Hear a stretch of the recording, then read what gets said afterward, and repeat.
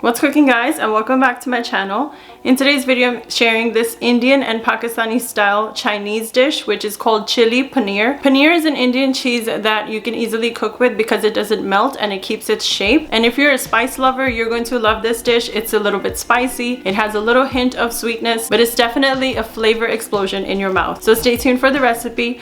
Do consider subscribing if you're new here and you'd like to join my foodie family, and also hit the bell icon so you're notified every time I upload a new video. And now let's get cooking.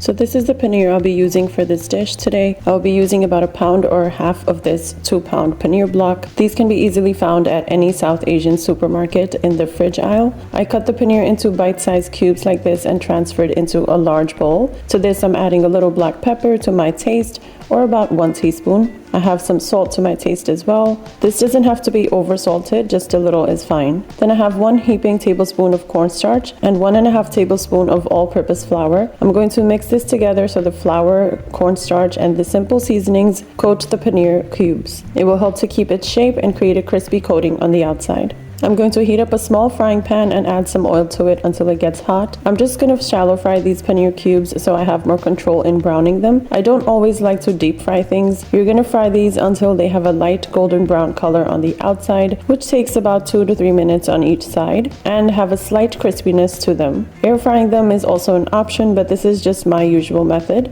Turn them over after a couple of minutes on one side and you can see that they have that classic golden color. Let them fry on the other side as well, and then you can take them out on a plate lined with paper towel to remove any excess oil from them. Then fry the other batches the same way and then set it all aside for now.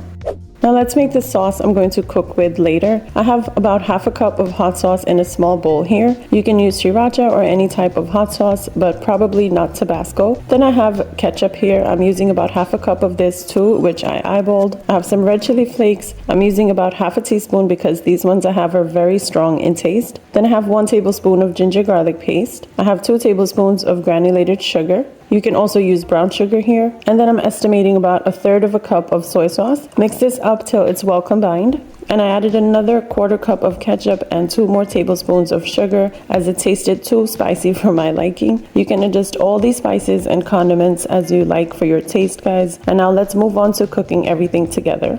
Heat up a wok or a saute pan on medium-high and add some oil for cooking. A few tablespoons is fine. Once the oil heats up, I'm adding 2 scallions, which are chopped, just the white part, and 1 small white onion that is cut into chunks as you see here. Mix this up and break down the onion a little to separate its layers. And once the onion becomes a little translucent, I added half of a yellow bell pepper and half of a green one, which I also cut into chunks just like the onion. Saute this together for a minute or so, but not too much as I want the crunch of the peppers at the end. And for the seasonings, I have white pepper powder, about 1 teaspoon or to my taste. You can just use black pepper instead if you don't have white pepper. Then a little salt to my taste, and toss it around till it's mixed well with the veggies. And then add the spicy, tangy, and sweet sauce that we combined earlier, and then mix the veggies into it so that they are well coated.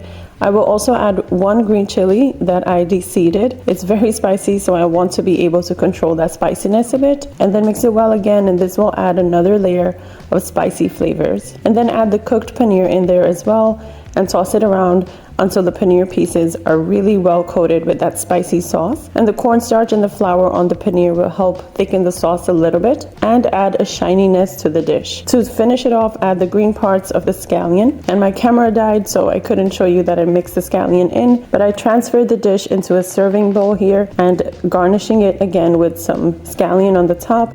And here is this quick and easy chili paneer recipe. This dish was actually requested by one of you guys a while back. Serve it with white rice or naan. The spicy, sweet, and tangy flavors just balance each other out and create a beautiful melody together. And let me know in the comments below if you'll be trying it out as well. So that is it for today's video, guys. I hope you enjoyed my chili paneer recipe. This is an Indian, Pakistani, Chinese style dish. And if you can't find paneer in your local Indian supermarket, which it usually is available, you can always use firm tofu, or if you don't want to make this vegetarian, you can always just opt out for like chicken or some sort of fish. This makes for a great easy weeknight dinner, and it's going to be perfect on your Ramadan table if you are observing. So I hope you guys enjoyed today's recipe. Make sure to like, comment, share, and subscribe before leaving. I'll be seeing you in the next one, guys. Until then, take care of yourselves.